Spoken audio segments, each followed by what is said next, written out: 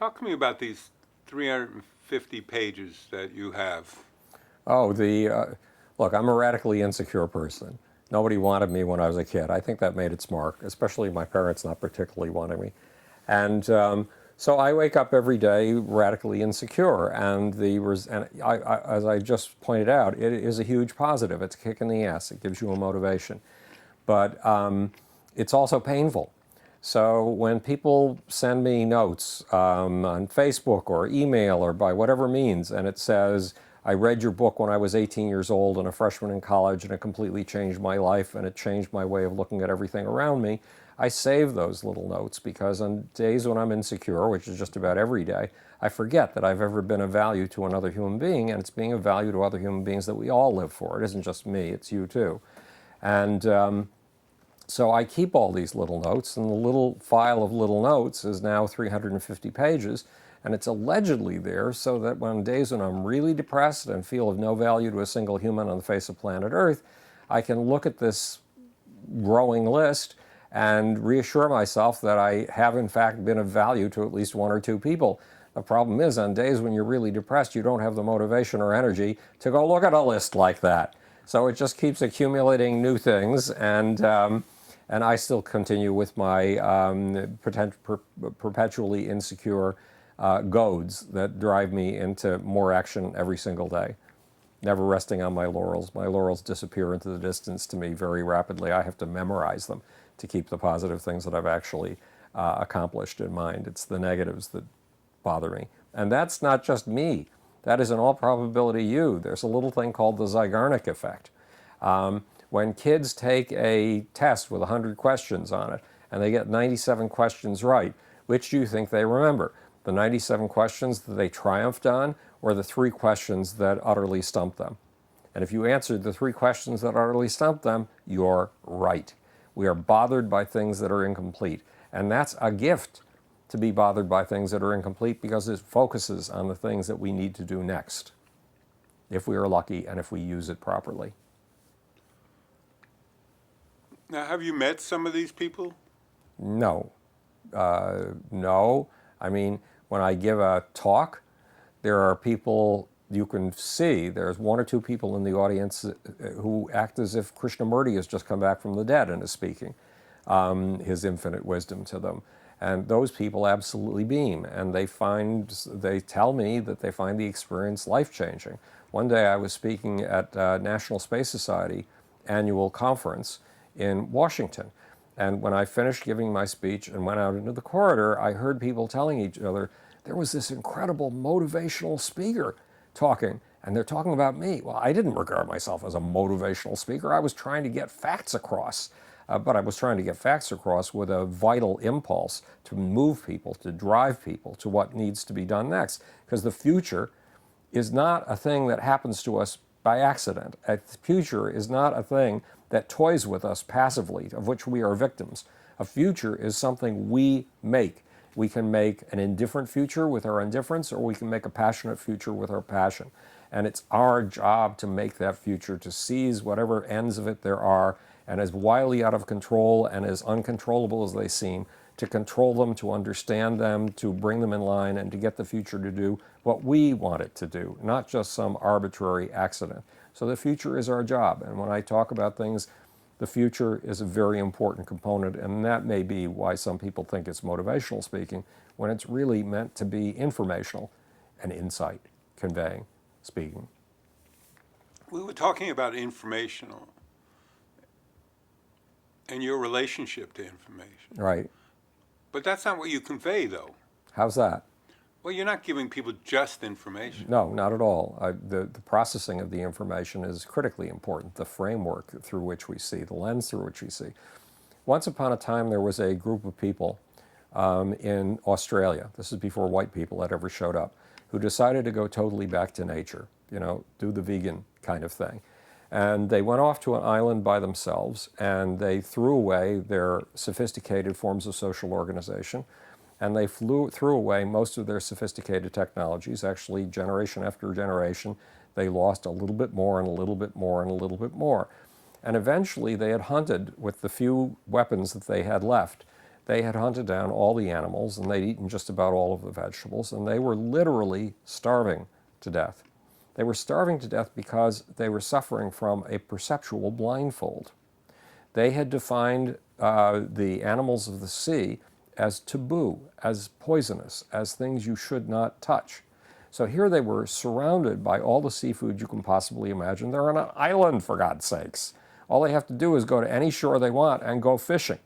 But because of a perceptual problem, perceiving what's in the sea as not only non-food, but stuff that could do you enormous damage if you ate it, they starved to death instead of eating the obvious source of food.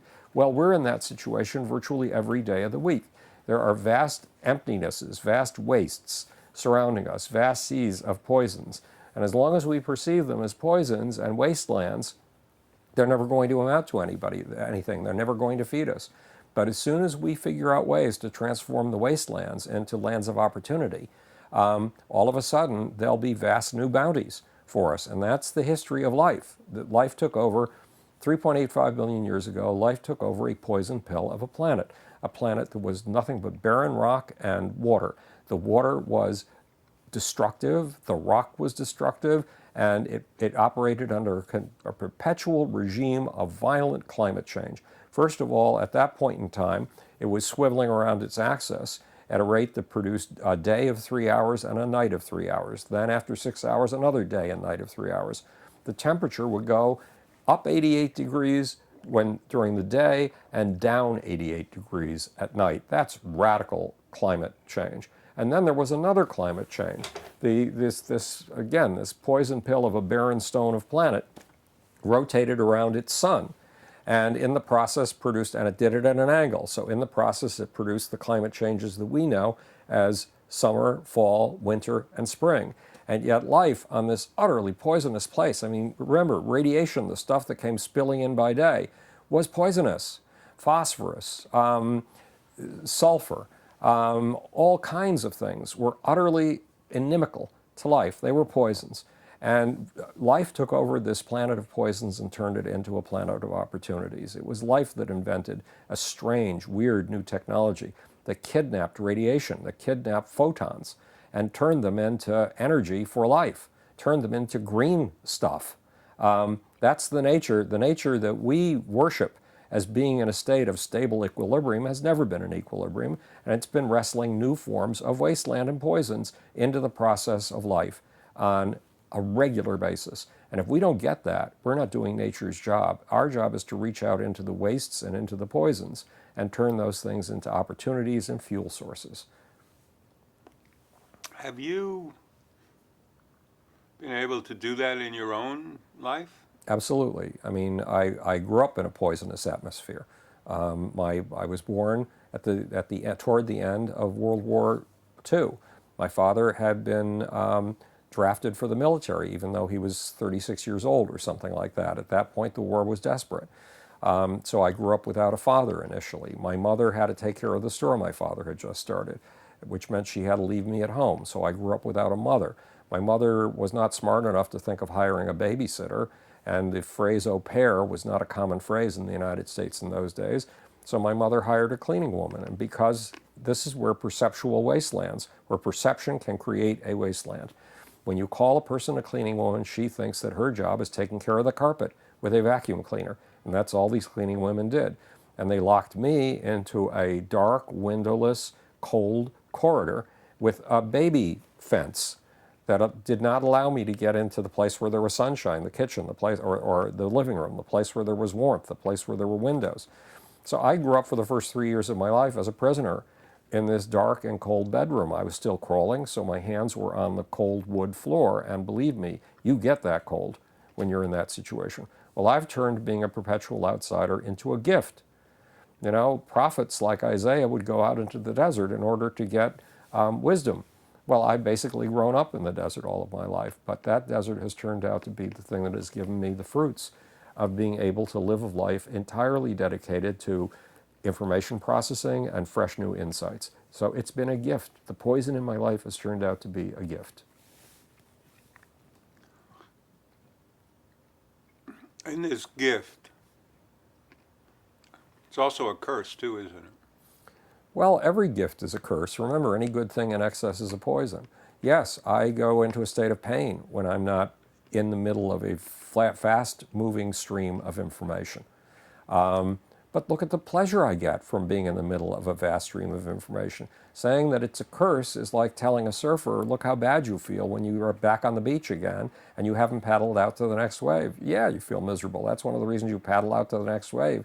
You get addicted to the things that give you some sense of control, and especially the things that give you some sense of not only control but of contribution to your fellow human beings. The things that give you an audience. An audience to me is the most wonderful thing in the world. And when I can see faces lighting up because of what I'm telling people, that's sheer heaven. And you know it produced an out-of-body, godlike experience in me, the closest thing I've ever experienced to divinity. Hey, those are gifts. And the gift, what about quietness? What is your relationship to quietness? I loathe and despise quiet. I loathe and despise vacations. I loathe and despise taking it easy. I loathe and despise leisure. I love being in the flow. I mean, it's just like a surfer. A surfer can't stand it when he's not riding the back of a wave and when he's not in danger of being crushed by a wave that's 70 feet high. It's a thrill. Well, I get a thrill riding that crest of knowledge all the time, but boy, it feels horrible. One day I was at the Tea Lounge, this large cafe around the corner from my house, where I've written 3 books. I've been sitting there as a fixture, almost as permanent as the furniture there, for 11 years now. And there was an attractive-looking woman sitting next to me on the couch, staring up at the ceiling. And eventually I took my headphones off and I left my computer keyboard behind and said, "What are you doing?" And she said, "I'm thinking." And I said, "Well, I find that process painful. I do my best thinking when I'm multitasking, when I'm doing 6 other things." And she said, "Oh no, don't you ever just like to take time out and think?" "No, I do my best thinking when I'm doing 6 other things, for God's sakes. The adrenaline level makes my thinking richer." Talk to me about that process. Well, I mean, here's how the day goes. Here's how the informational aspect of the day goes. I wake up and C-SPAN is going. So I'm listening to things going on in Congress or the Senate from the time I wake up in the morning. I do my anywhere from 240 to 430 push-ups, depending on what my body will give me, and I'm still listening to C-SPAN. Yes, I'm very intent on counting because it's very easy to lose count when you do that many push-ups. But I'm not just doing the push-ups. I'm also listening to the stuff on C-SPAN. I get over to the bed to take my pills. And while I'm taking the pills, I listen to science podcasts, the podcasts from Science and Nature, the 2 leading scientific journals, podcasts from the Scientific American, which does this wonderful thing called 60-Second Science. And also I'm listening to a magazine called Science News, which just gives a roundup of all the news in science. Then I step over to my laptop, still in my bathrobe. I get on the laptop. I have literally 40 to 60 screens going on the laptop simultaneously. I do not shut it down at night because if I do, I'll lose all of those screens and I'll lose my place in my work. And I sit down and work out what my assistant has to do for the day. That takes about 40 minutes. But while I'm doing that, I've got the Google News crawl telling me all the latest headlines because I need to be in the flow of the headlines hour by hour by hour. I sit down with my assistant and clue her in. I send her a copy of the file that I've worked up for her of things to do during the day. She gets it on her tablet or on her cell phone, and we sit there and we discuss the items. Then I turn to my computer again. I have a computer next to the bed with 2 little speakers, and I dial up my audible.com version of the New York Times, and I go to sleep at 10:30 or 11 o'clock in the morning, listening to the New York Times, catching up with the strange news stories they have. I woke up at 8 o'clock. And what time do you go to sleep? And I go to sleep again at 10:30 to 11. It's usually more like 11. While I'm sleeping, I'm listening to the New York Times. But then the iTunes player plays me. It goes from the New York Times to whatever new science podcasts have come in, to the older New York Times and Science News. It doesn't randomly cycle. It cycles back in chronological order through the things that I've had it download. So the entire time I'm sleeping, 3.5 hours or so, 4.5 hours until, well, 3.5, God knows what the arithmetic is, 4.5 hours until 3 in the afternoon. The entire time I'm picking up information. Now really, all the stuff about learning in your sleep, that's phony baloney. But you do wake up every once in a while for 2 or 3 minutes. And if you don't have stuff going on in your ears, you're frustrated as hell and you think you have insomnia and you don't think you slept at all. But if you have stuff going off in your ear, at least you're picking up some interesting information. You're never bored. And you know you fell asleep because you know how much you miss. And I wake up at 3 in the afternoon and put my clothes on and go through another pill-taking ritual because, I managed to get out of bed after 15 years of CFS thanks to the pills that I take. And I'm listening once again to either the New York Times stuff that I didn't hear or to science podcasts, whatever seems most interesting at the moment. And then I go off, I take my walk through the park. That's about an hour. And I've got my Kindle with me, and my Kindle is reading books out loud to me the whole time that I'm walking. And meanwhile, I have a camera the size of a credit card, and I wear it basically. It's on my hip, on my belt at all times. And often, if I see something interesting, I'm taking pictures. So I'm triple tasking. I'm doing my reading, I'm getting my exercise, I'm petting dogs and meeting people that I know in some cases, and I'm taking pictures. That's quadruple tasking. And you're also recording. You have what do you Yeah, have and on I your, have on your 2 pocket? recording devices. These are Sansa clips, and each one of these Sansa clips, it was a filmmaker who walked in here about 4 years ago who introduced me to these Sansa clips. Now, back around 2001, when I was still stuck in bed, Kenny Laguna, the Joan Jets manager, called me and very timidly asked if I minded if a friend of his and Joan's could meet me. And it turned out that she was a huge fan of my first book, The Lucifer Principle. It also turned out that she's one of the most successful producers of film on Madison Avenue. She was the brander for Nike, Reebok, Sony PlayStation 2, and Hummer when Hummer was a hot brand. And she makes 30 and 60-second films called commercials for these people. She's also incredibly attractive, and she would come out here to the bedroom, and we'd sit and talk for 4 hours. And she'd do this roughly once every 2 months. And she finally said, look, your real art is verbal improvisation, and you should be recording absolutely everything that you do. Well, in those days, the best tape recorder you could get was a little tiny Sony, and all it would record is 2 hours. Well, if you've only got 2 hours of tape time, you don't record anything. Why? Because you don't know when a conversation is going to be interesting, and you're self-conscious about taping yourself. I mean, how much ego can you get away with, for God's sakes? Even you don't like it. And so you never end up recording anything. But once the filmmaker walked in and walked straight over to me without taking off his coat and clipped one of these things to my pocket, and I asked him how long it taped, first of all, what it was a tape recorder, or it was a digital recorder, and how long it taped, 8 hours, he said. Well, that sounded like what Jill Andrusevic, the director from Madison Avenue, had been telling me I should do. So I bought 2 of them, and one of them operates during the first, God knows, 8 hours or 7.5 hours of the day, and then the next one goes on for the late night shift. So there I am sitting at the tea lounge once I get there, and I'm taking in the Google News crawl. I'm doing research like crazy. I'm also digging deeper into the news stories. I'm also taking a quick look at things like Asia Times and Indian newspapers and Saudi Arabian newspapers to get a take on the news that you and I don't normally get at all. Without that, I'm sort of blind. And I'm researching whatever it is that I have to do that day, whether it's books or anything else. So it's a matter of quadruple tasking all day, all night, all the time. And I love it. It's more fun than you can possibly believe. Well, we've gathered that you have OCD and you have addictive personality. When do you eat and what do you eat? Well, I come home they throw me out of the tea lounge at midnight. If I'm not doing radio interviews that day, I take another 2-mile walk through the park. That's another hour, and I get a lot of reading done on the Kindle while I'm doing it. And I look up at the stars from the middle of a meadow, which is a fabulous experience. And I come home. I do usually an hour and a half more work on the laptop. And then at 2:30 in the morning, I try to knock off and go to the kitchen with the Kindle on, I never stop listening to books. By then, in the morning, I'm listening to magazine articles. And from the afternoon on, I'm listening to books. I try to make dinner at 2:30 in the morning, and I throw some stuff.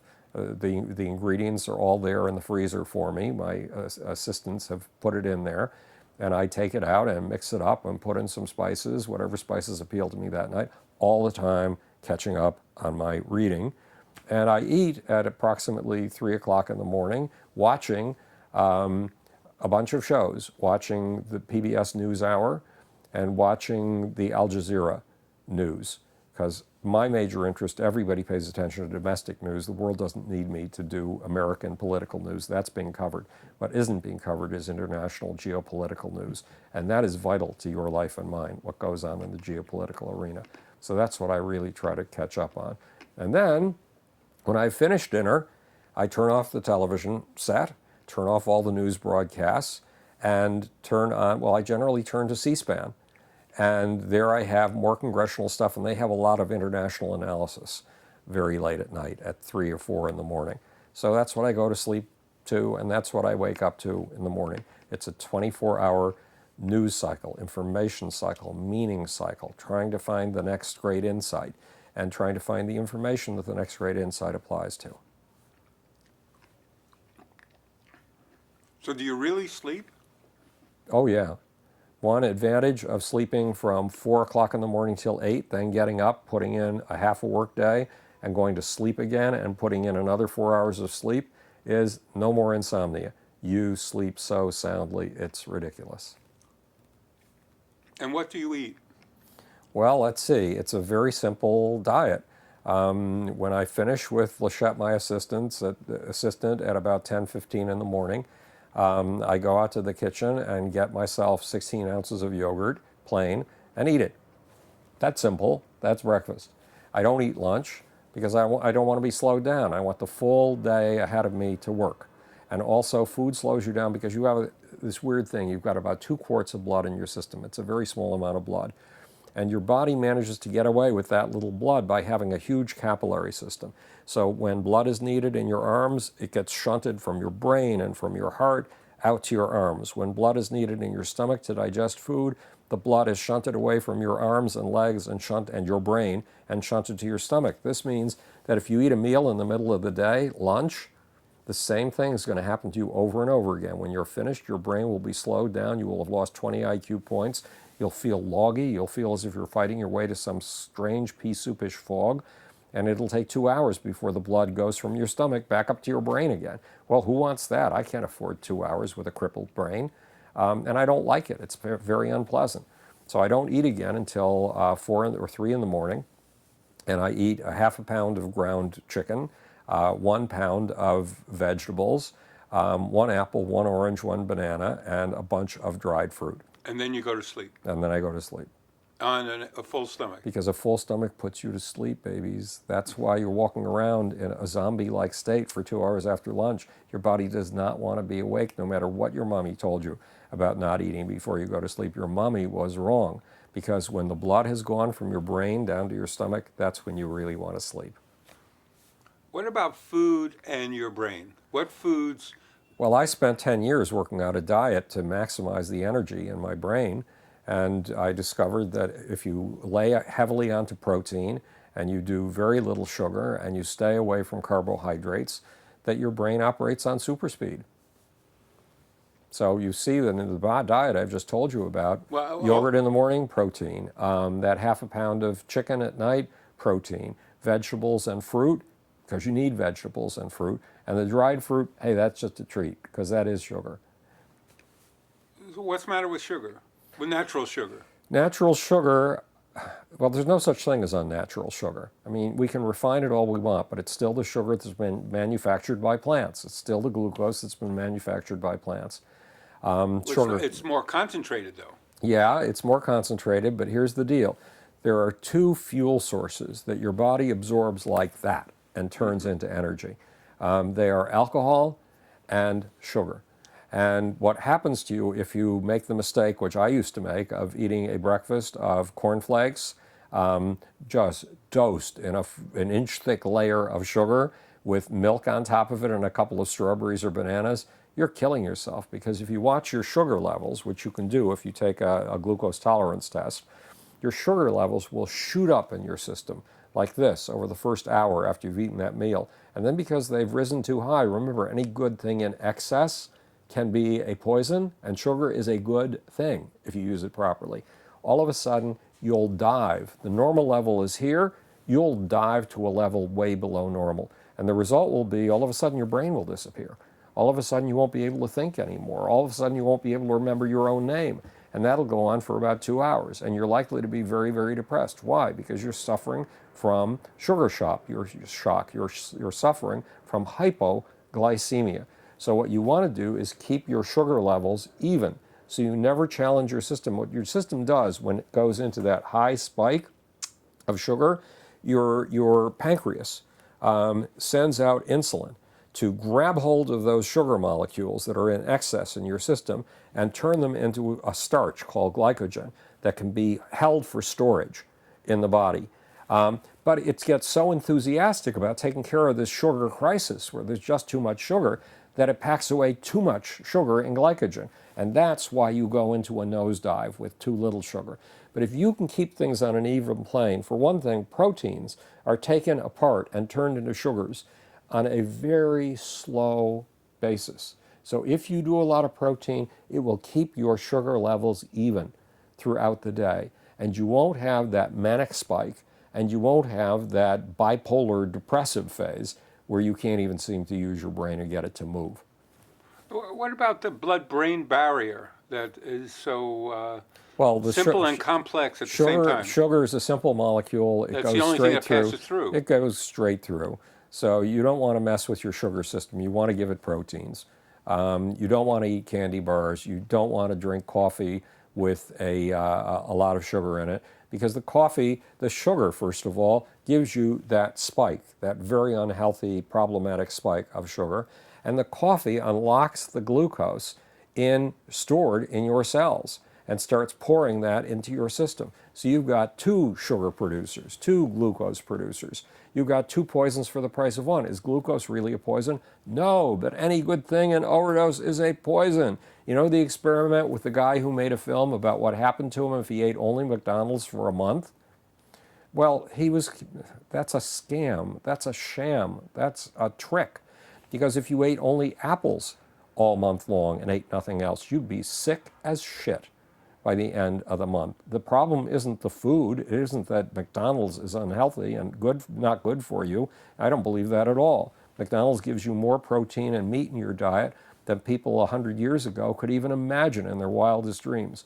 And that protein is good for you. I mean, the carbohydrates in the buns, hey, I only do that once every 4 years because it's a special treat. One way or the other, this guy was scamming you about McDonald's. It was the dosage that was the poison. It was the permanent use of McDonald's food 3 times a day that was the poison. He was pulling the wool over your eyes. Let's get these things straight so that we don't poison ourselves. It wasn't the McDonald's poisoning him. It was the program, the diet of all McDonald's, this crazy filmmaker had created for himself. Eat in balance. So what about obesity? Obesity is a matter of balance. You know, food is a good thing. And for most of our existence as hunter-gatherers and as animals that were pre-hunter-gatherers, if we could get our hands on a good source of food, we had to store as much away as we possibly could, because there were also going to be periods of drought and famine when there was no food available. And the more we had stored up within our system, within our own body, the more likely we were to make it through the next period of drought and famine. Well, that's how our biology is built. We've produced so much food, and it's good food for people, that we're now overdosing it on and feeding those mechanisms that store the food away to the nth degree. But we don't have the problem of famine and drought anymore. We're not up against that problem. And obesity produces massive health problems, heart problems, blood pressure problems, all kinds of problems, not to mention mobility problems. Another part of the day that I didn't mention is when I get up at 8 in the morning, the first thing I do is, of course, go to the bathroom. We all need to go to the bathroom after we get up in the morning. and then lay there on the floor doing my 240 to 420 push-ups. Then when I go into the bathroom to bathe and shave, I've got magazines going. I hook the Kindle up to a boom box so that I can hear the Kindle when I'm in the tub. I use the boom box as an amplifier. And when I get out of, or just before I get into the tub, I do a whole isometric routine that works out my upper arms, that works out my chest muscles, that works out my back muscles, that works out my stomach muscles, and that works out my legs. And without that and the total of 3.5 miles of walking that I do a day, I would not be a healthy human. So you have to use these things in balance. Exercise is vitally important. Walking long distances, absolutely vitally important. Every 3 months, another major study comes out demonstrating that if you walk sufficiently, if you walk to the grocery store instead of taking the car, if you walk to the drugstore instead of taking the car, if you put in 2 miles a day or more, or even just a mile, you will live longer. So a balanced life consists of exercise, giving yourself work that's challenging, work that will add to the lives of your fellow human beings, seeing when you're doing something of value to your fellow human beings, and eating right. Get all those things in order, and you can live a very long life. You can outfox the tracks and tricks of biology. So what would you do differently? If I had my life to live over again, there's probably nothing that I would do differently. Every disaster has turned into an opportunity for me. Getting married at the age of 21 and having a 5-year-old kid, my wife's child, to raise, and having a wife I was crazy about who didn't actually love me. Hell, it doesn't matter that she didn't love me. I was crazy about her, and she was an intelligent woman. Yeah, she was an alcoholic for 15 years, and that was very painful, and some of the years of that marriage were excruciatingly painful. But I learned from those pains. I wouldn't be me without those pains. My second marriage cost me more money than I thought I'd ever see in my entire lifetime, because it was a wife who was basically a parasite and who just thought she'd latched onto, to use her phrase, a rich Jew, and was intent on milking me for every penny that she possibly could. And the costs of attorneys, because we do live in an injustice system where a speedy trial is not in the cards at all. So making it through the justice system or injustice system to divorce her was more costly than I could possibly imagine. But would I go without the experience of having met this woman and gone through the horrors of being with her? No, I learned all kinds of things about the extremes of the human experience I never would have learned otherwise. I even learned from the long drawn-out divorce procedure how the injustice system in America works. I also learned it from sitting in court, from capturing a guy with my first wife, capturing a guy who hit me on the head on the Brooklyn Bridge, and getting the police to arrest him, and then having to go into court and sit in criminal court all day, seeing how arraignments work in a criminal court. I learned from when my wife had my stepson arrested, because she wanted to take his computer away and was going to destroy it, and it was one of the most important things in his life. And they ended up in a fight on the sidewalk, and she called the police and had him jailed. I learned from spending 4 hours in criminal court waiting for the arraignment of my son. You learn from every one of these catastrophes. Every single one of them turns into an opportunity. So would I change anything in my life? Well, if I had more money now, that would help me accomplish more of the things that I want to accomplish. But would I want to have to spend more time in my lifetime going out to earn that money when in fact my job is to bring you knowledge? And it takes being a knowledge processor, 24 hours a day to bring it to you. Would I trade that in for more money? No way in hell. Talking about hell, do you kind of see yourself having a messiah complex? Yeah, I think it's the job of all of us. Yes, I do have a messiah complex. It's the job of every single human on the face of planet Earth to be a messiah, to save ourselves and our fellow human beings, to learn from saving ourselves so we can save our fellow human beings. There is no messiah out there. There's no God above us or below us, and there are no messiahs hovering in the atmosphere somewhere waiting to save us. That leaves us with a big obligation. We're the only saviors we've got. If we're clever enough to dream up messiahs, then we're clever enough to dream up the to-do list of the things that we want messiahs to do. And having dreamed up that to-do list, it's our job to achieve it and turn those to-be-dones into a reality. It's said by a friend of mine who has a a relationship with God, Yeah, to put it in his words. right. That knowledge, I wonder what their sex life is like. good question. A knowledge is there to bring you to faith, but it can't give you faith. Faith is a thing that lands on you. It's not a thing you choose. You may think it's a thing you choose. It's not. That process of what seems like choice is a process of self-discovery.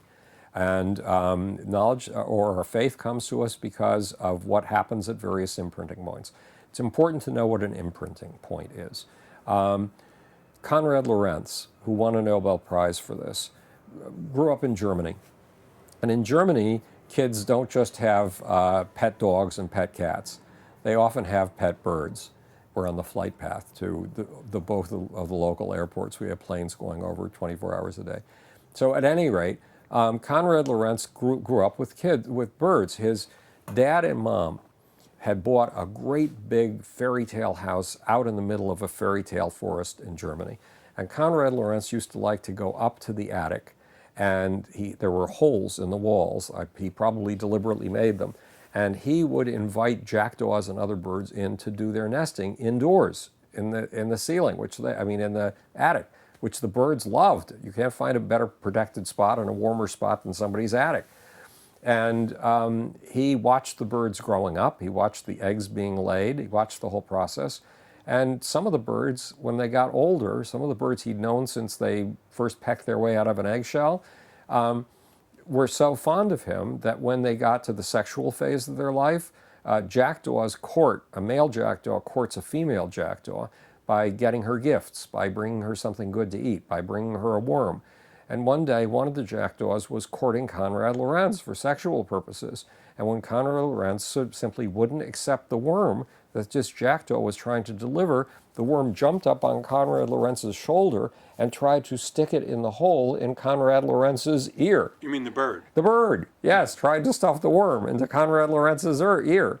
So later in life, Konrad Lorenz got the Max Planck Institute, I think it was, to buy his old family home. Why? So he could use it as a research station. And just as when he was a kid, he had birds all around. Well, one day, Konrad Lorenz, it's way out in the countryside, Konrad Lorenz bicycled up to the place and parked his bike and was walking past all the stuff on the ground. And all the stuff on the ground were duck nests and goose nests. There were mother birds all over the place trying to raise their young. Well, Konrad Lorenz was walking past a nest of goslings, little baby geese, who were only 1 or 2 days old. And you know how baby ducks and baby geese line up in single file and follow their mother around? Well, that's an instinctual pattern. And Konrad Lorenz noticed that by the time he got to the outside kitchen screen door, there were a bunch of little goslings, these fuzzy little things, following him in single file as if he were their mommy. And when he stepped up to the kitchen, they tried to get up the ledge into the kitchen with him. And they continued to follow him for the rest of their lives. And when they got sexual, guess what kind of creature they wanted to mate with? They started courting Konrad Lorenz's friends. You know, mom was Konrad Lorenz, and they wanted a girl just like good old mom, right?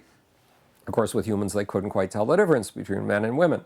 There's this magnificent shot in Konrad Lorenz's book on violence of a set of geese flying down the highway at this height off the ground, at 3.5 to 5 feet off the ground. They're full-grown geese. They have a wingspan like this, a wingspan about 4 to 5 feet long from tip to tip of the wing.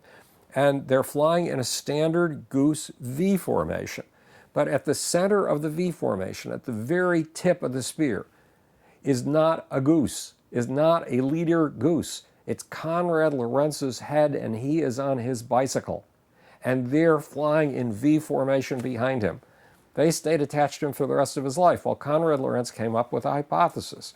Maybe at certain points in life, your brain opens up to a certain kind of stimulus. And then once it finds that certain kind of stimulus, wraps itself around that stimulus for the rest of its life, literally changes its morphology to fit its shape, to fit that stimulus. And And he discovered, and he and Nico Tinbergen, and the two founders of a field called ethology, discovered that indeed, if you moved something past the nest of goslings at exactly the right point, when their brains were open, they'd follow that object around for the rest of their lives, even if the object was a basketball. And when they came to sexual maturity, that's what they would want to sleep with, a basketball. So Konrad Lorenz discovered imprinting points. And based on my work with rock stars, I would guess that we have imprinting points at about the age of 5, about the age of 10, and about the age of 16, and then another at the age of 22.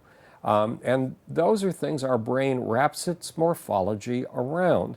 And one of those imprinting points produces whether you describe yourself as a Democrat, a Republican, or a Libertarian. In the Bible, it's called cleaving to the religion of your fathers, which we all either tend to do or rebel against. One way or the other, it's our father's religion that's a determinant. And it determines whether we have faith in a God or whether we turn out to be atheists. Well, my imprinting points give me an absolute faith and conviction that there is no God. Does that mean there is no God? Does that mean I've figured that out by reason alone? No. That's an emotional conclusion that started with the emotions and then worked its way up to my intellect, not the other way around, although I could give you all kinds of intellectual arguments against the existence of God. Does that mean I should be tolerant of people who believe in God? You bet. I should be tolerant because that's the American system. It's based on freedom of speech, freedom of the press, freedom of information, basically, and freedom of assembly. So if you believe in a God, that's fine. You got it through your emotional system, not through your rational system. And I got my belief that there isn't a God through another emotional system, not a rational system. And there's no point in my trying to convert you because it isn't going to happen. And there's no point in your trying to convert me because it isn't going to happen. But we could, every once in a while, have an interesting discussion that hopefully doesn't regurgitate the same old arguments over and over again, but enlightens us in some way. Have you accepted, now that you're 70 years old, that there might be a God or might not be a God? No way in hell.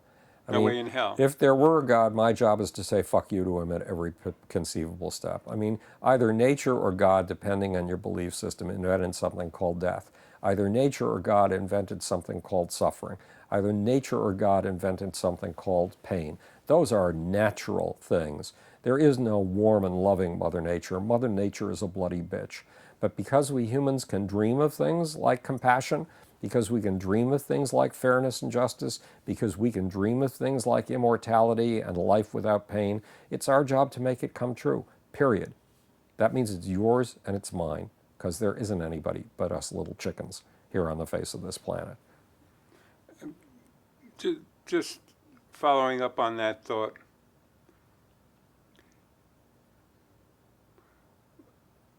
what is God? Well, God is if we can answer that two different ways. God is a belief in the human brain. God is a belief that stands at the center of a bunch of worldviews. God was an obligatory kind of belief until Thales came along in approximately 600 BC and came up until then you explained you explained solar eclipses, you explained good weather, you explained bad weather, you explained dark clouds, you explained light clouds, you explained the fecundity of your sheep or your cattle. You explained all of these things with God explanations. The way that the ancient Greeks explained their war with Troy, the Mycenaeans explained their war with Troy by a battle between the gods that had led to Paris stealing Helen of Troy away from the Trojans and led to a big grudge match. Thales did away with that mythic explanation of things and came up using Egyptian science, which he learned in Egypt. He came up with more rational ways of explaining these things. So either you can view God as a worldview, as a belief system, as what Richard Dawkins calls a meme, or you can view God as something that's really out there or is not really out there. But of course, for those of us who don't believe there's a God really out there, there is no God really out there. I mean, a God in the standard view of things is omniscient and omnipotent. And what about those people who believe that nature is God? Well, I'm with them. I mean, you know, there are creative forces in nature that our science has come nowhere near understanding. Our science is blind to the fact that it hasn't come anywhere near understanding those forces. And if you want to worship them, fine, that's fine with me. I think they're awesome.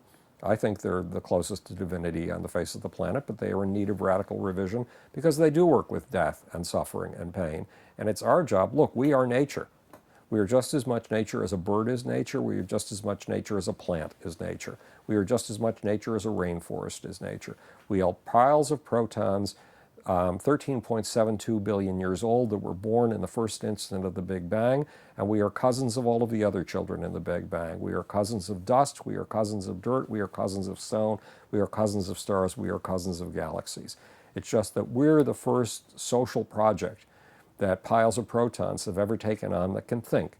We're the first piles of protons that can dream. We're the first piles of protons that can dream of a universe that is just and compassionate, in which there is no suffering and pain, in which creativity is carried out through another mechanism. And as the first piles of protons that can dream these things, it's our job as piles of protons to make these things, because nature does not operate based on an equilibrium. Nature does not seek a static point. Nature is a process of constant self-upgrade, constant radical reinvention, constant revolution, constant upheaval that produces new forms, new ways of getting along, that produce vast new emergent properties that were unimaginable before. So change is Mother Nature's mandate, change is Mother Nature's way, and if we want to participate in nature, which we must, our job is change. What about those things in life which are indescribable? It's the job of a bunch of us symbol manipulators. Well, we have a lot of traffic tonight. We've got a helicopter and a plane all at the same time. It is, what was the question again? About the indescribable. Yeah, the indescribable. There's a vast realm of indescribable things. We were talking about indescribable things when we were talking about multiple selves, the 7 different selves, or a tale of 2 selves. We have the conscious self, which is what we're aware of, and we have many, many unconscious selves, of which we're not aware. And there is as vast a universe of those as there is a universe above our head. We're doing a very good job of exploring exoplanets and circling other suns at distant points in the galaxy, but we're not doing as interesting a job as finding the interior things within ourselves. Yes, we can do functional magnetic resonance imaging, and yes, we now have new forms of software. Functional magnetic resonance imaging is a way of picturing what's going on in the brain, almost while it's occurring. And we've come up with new software packages that are able to interpret that fMRI data in astonishing new ways. But we're nowhere near really understanding the depths of ourselves and the inexpressible. And it is the job of symbol manipulators, it's the job of communicators to dig further and further every generation into the vast darkness of the realm of the indescribable. It's the job of poets, it's the job of preachers, it's the job of filmmakers, and it's especially the job of scientists who have to respect the arts of filmmaking and poetry, because those are the first probes into the dark unknown of ourselves. And once something has been probed and opened for inspection, then it's our job as scientists to go in and find an explanation that allows us to predict and control things, what we call a rational explanation of the irrational.